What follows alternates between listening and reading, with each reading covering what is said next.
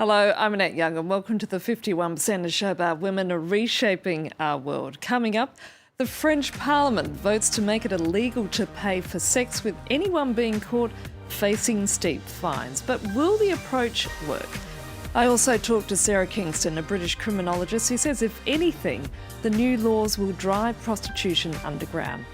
And the woman who's suing our airlines over what she claims is gender discrimination after being asked to leave her seat for an ultra-Orthodox man. But we begin here in France, where once again the oldest profession in the world has been making headlines. The French Parliament recently voted to make it illegal to pay for sex. Now, under the new law, anyone caught purchasing an act from a sex worker will face considerable fines. Claire Williams takes a look at just how effective similar legislation has been in Sweden. A night drive through downtown Stockholm.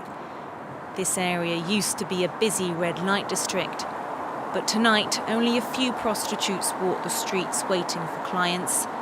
Things changed 17 years ago. In 1999, Sweden banned buying sex, but selling it remained legal. Since then, police cars patrol these streets. Hey, hello. We asked a sex worker what she thinks of the legislation. There is less clients because of the law? Yeah. Really? Yeah. Well, because you have family, you have work, coming back. Sweden's official evaluation showed street prostitution fell by half in the 10 years after the law came in. Viveka Holst runs a women's refuge organisation. She helped design the law and believes prostitutes are now better protected. We also know that the women who are still in prostitution are much safer now because the police is their friends. They can go to the police to report rape and the police are helping them. They couldn't do before because then they were grabbed by the police and taken into custody. Under the law, sex workers are treated as victims. Only the clients are considered criminals. If they get caught, they're usually fined. The amount is based on their salaries. This prosecutor says it's not fines, but the fear of shame that deters would-be clients. They risk losing their jobs, they risk losing their friends.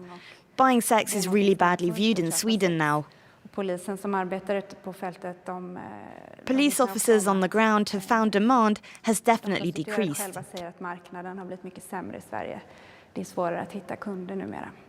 The so-called Swedish model has been adopted by Norway, Iceland, Northern Ireland and now France. But its critics say prostitutes, out of fear their clients will be arrested, are being driven underground and into danger. It's very hard to see whether prostitution in Sweden has really decreased. What we think has happened is that we've pushed it further away from the light. Since the law, there have been fewer prostitutes on the streets, but far from the police cars. Sex workers now offer their services online and via smartphone apps.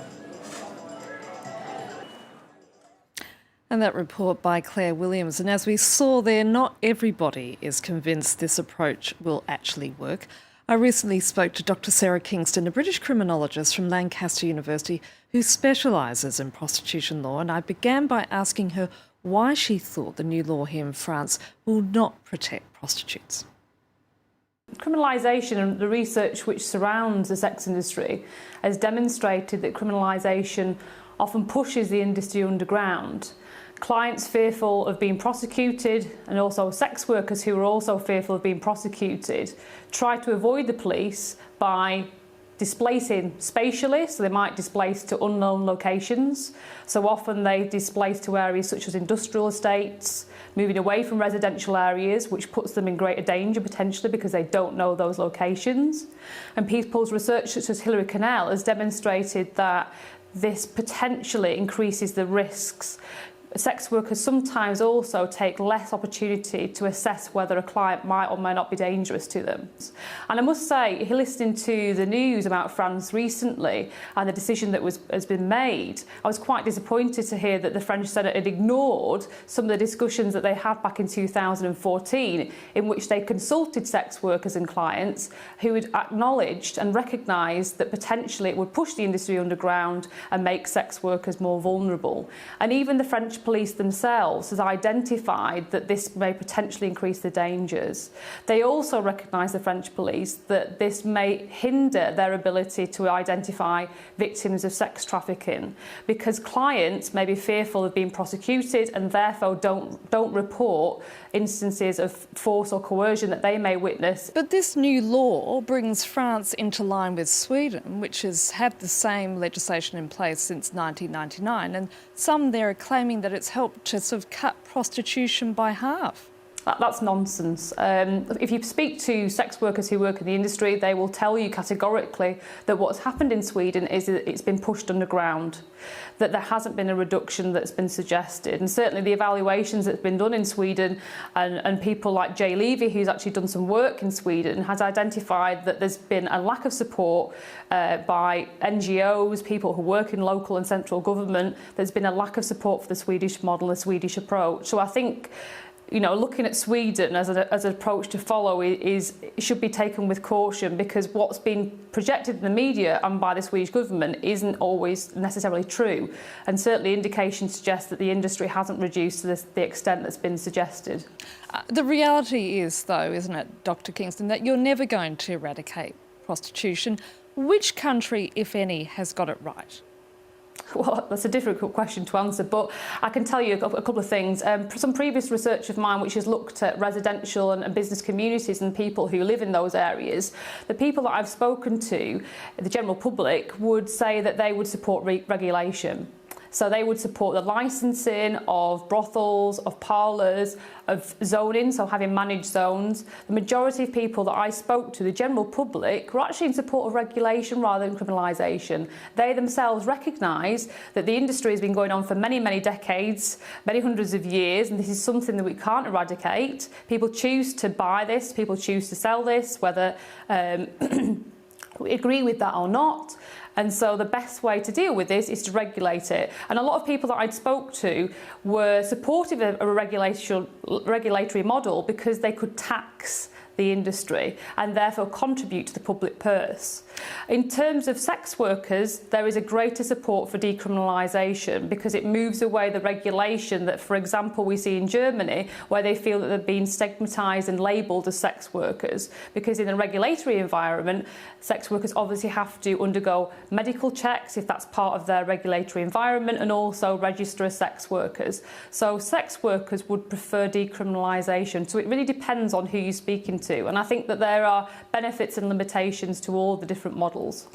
Now, is the nature of the industry changing? For instance, has the rise of feminism having any effect on the industry as such? Yeah, I mean, the industry has changed substantially. I've been conducting research on this for many, many years, and certainly with the rise of the internet, that's changed the industry somewhat. There's more, the sex industry certainly has moved online. And so we've certainly seen the rise of camming girls, online sex working.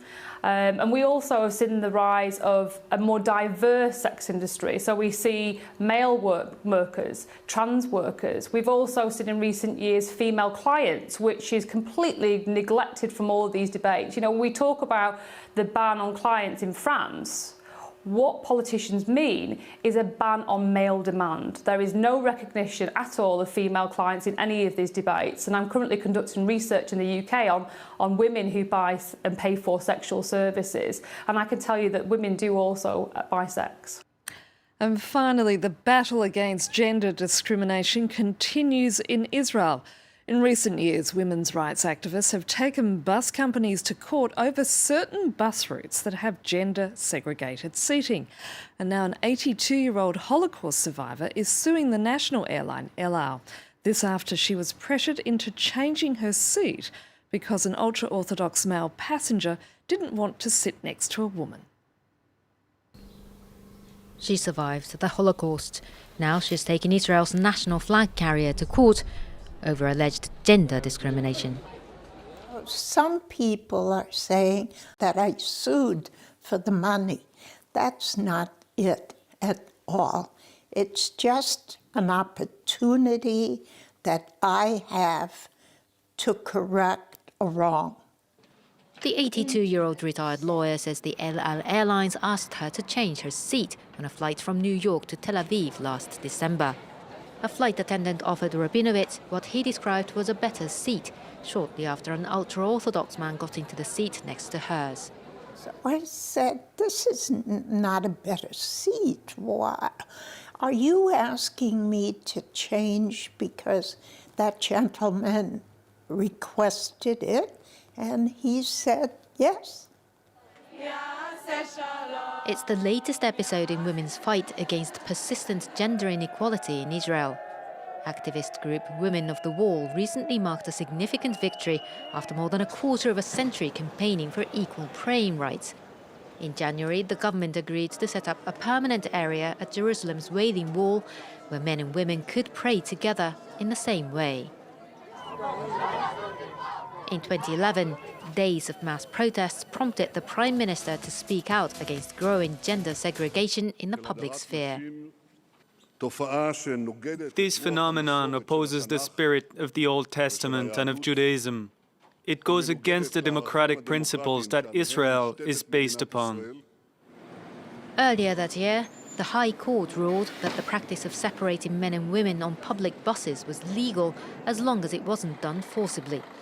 Buses now have to carry a sign saying passengers are free to sit anywhere they like, but in practice, on certain routes passing through ultra-Orthodox areas, women still travel at the back of the bus.